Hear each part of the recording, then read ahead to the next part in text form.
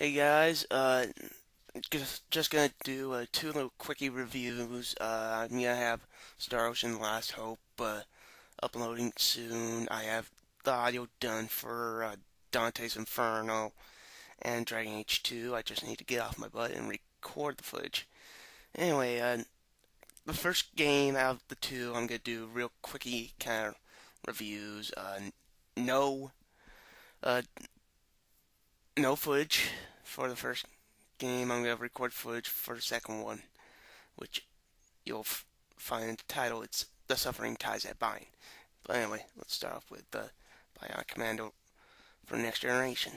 Now, Bionic Commando, the Next Generation version, came out to very, you know, mediocre success. Many people have mixed feelings on it. And a lot of people hated on this game. I believe the score on game rankings is around a 7 out of 10, and I think that's a very reasonable score. Like, it's a decent game, but it's not a good or a great game. The plot is very, minimalistic as far as carrying is concerned. It gives you a reason to push forward and keep playing. That sort of thing. You probably won't remember the plot itself uh, soon after you play the game. So so it's not so much about the voice acting or the plot. It's more about the gameplay itself, swinging from different things, and most stuff in the game you can swing from. You can climb up buildings and stuff like that.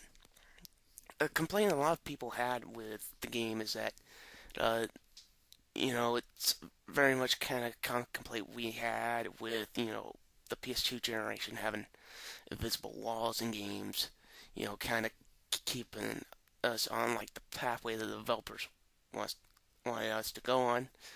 And I think for this generation they want to show us, uh, that they want to keep us on the straight and narrow, yet make it look like we have these expansive worlds, very much like the last generation used invisible walls.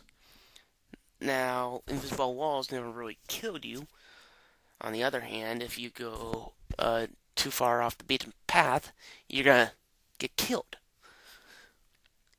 And which is ridiculous. So that point is very valid. Uh, and depending on who you are, this may drive you nuts, or this may not be such a pain in the butt because a lot of third person and first person shooters are very linear, very stay on this track. Otherwise, we're just gonna freaking kill you, or you're gonna get game over, or whatever, or you're gonna be going around in circles. That kind of deal.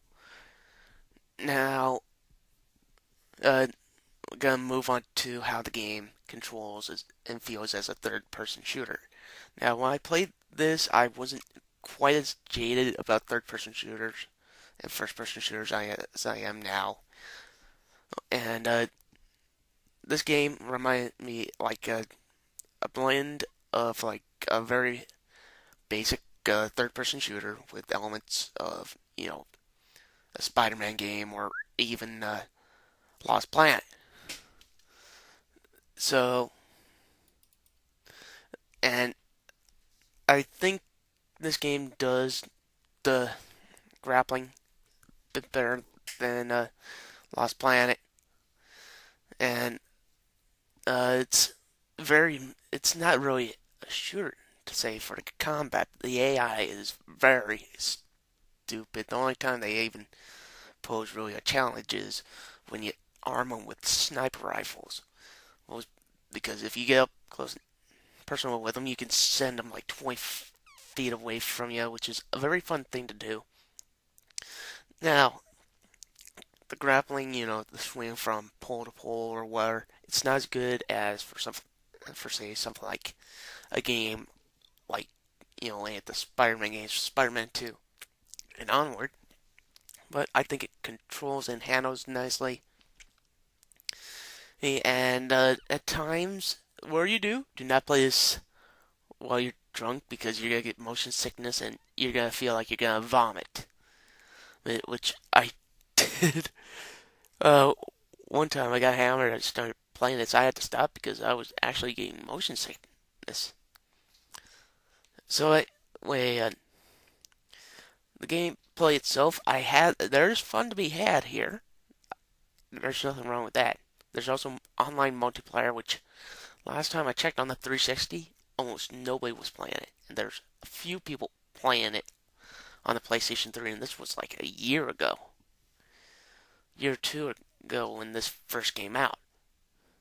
And when I played it online, it felt really just tacked on, and it was just a last second rush job, that kind of feeling to it.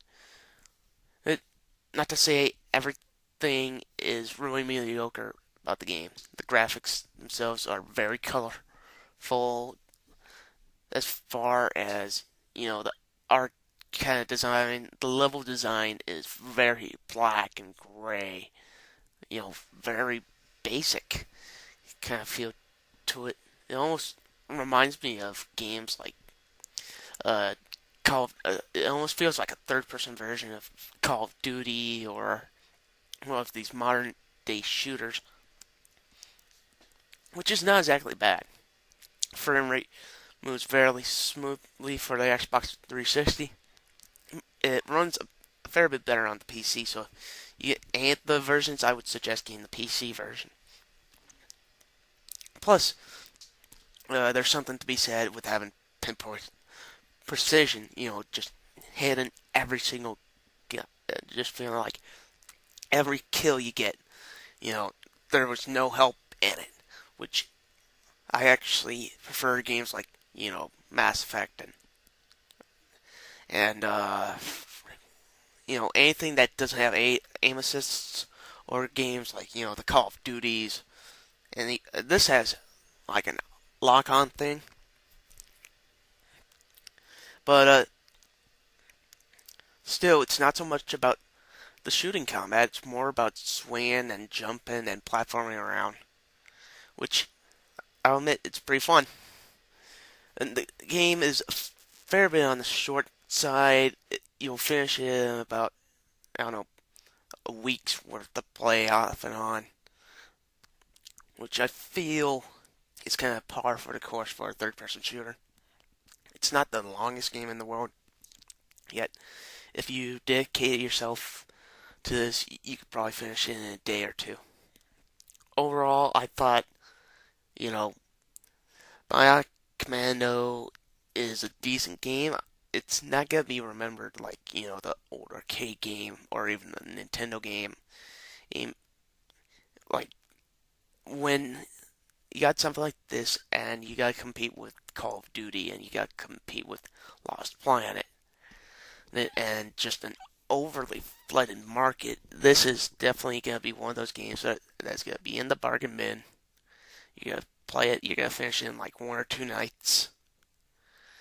And you be like, there's nothing I'm gonna really take back as really just better than decent kind of feeling to it. I'm gonna give Bionic Commando on the next generation a 7 out of 10. I would recommend you pick this up at the bargain bin if it's like $15 or less, or like $9.99 plus tax or less.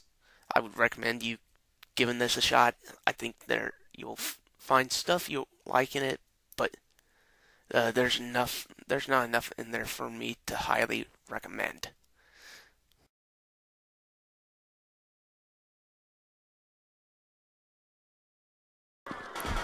Moving on from a game that that feels very much like bargain bin kind of game to the sequel to a game that came out of nowhere and blew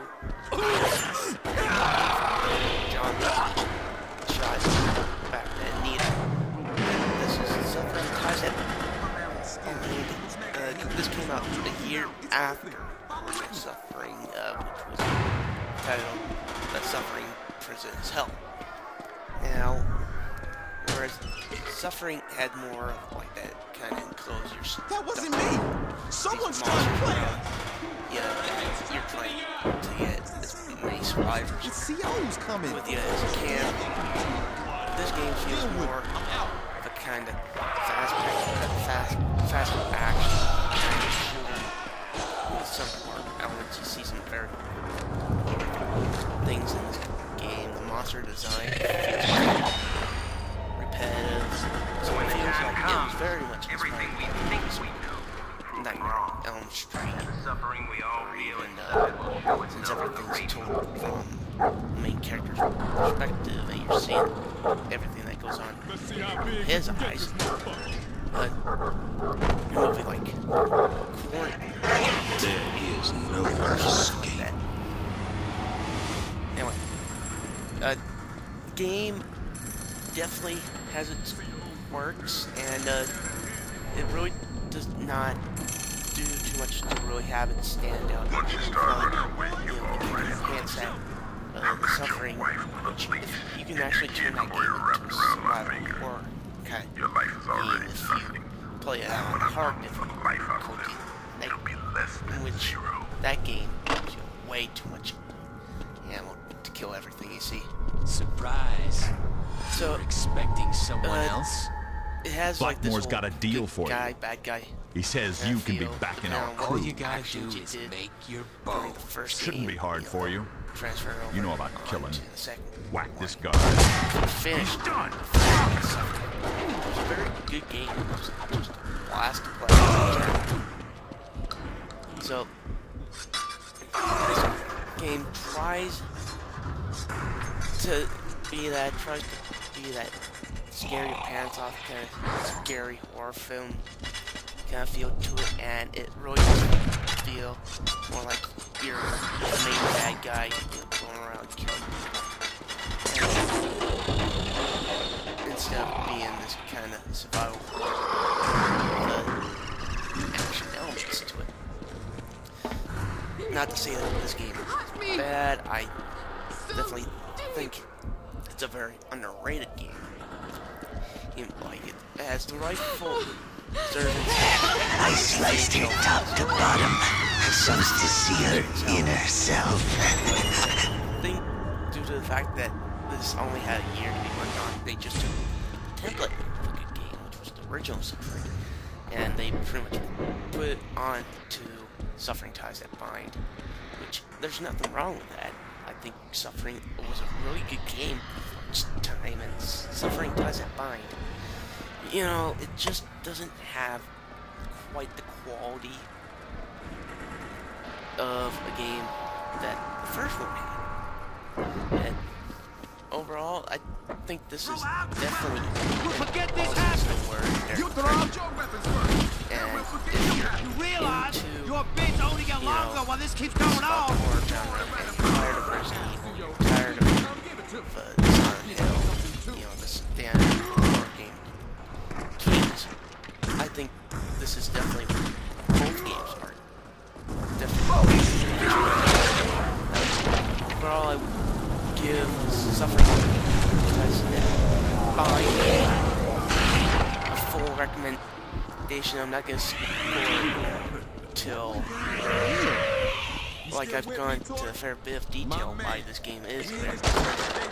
But you're gonna have to wait until We gotta get together on this. I'll go through here and open up the way through. With my brother, who is definitely a big fan of even the original Suffering game. And that's it for me. I will see y'all later.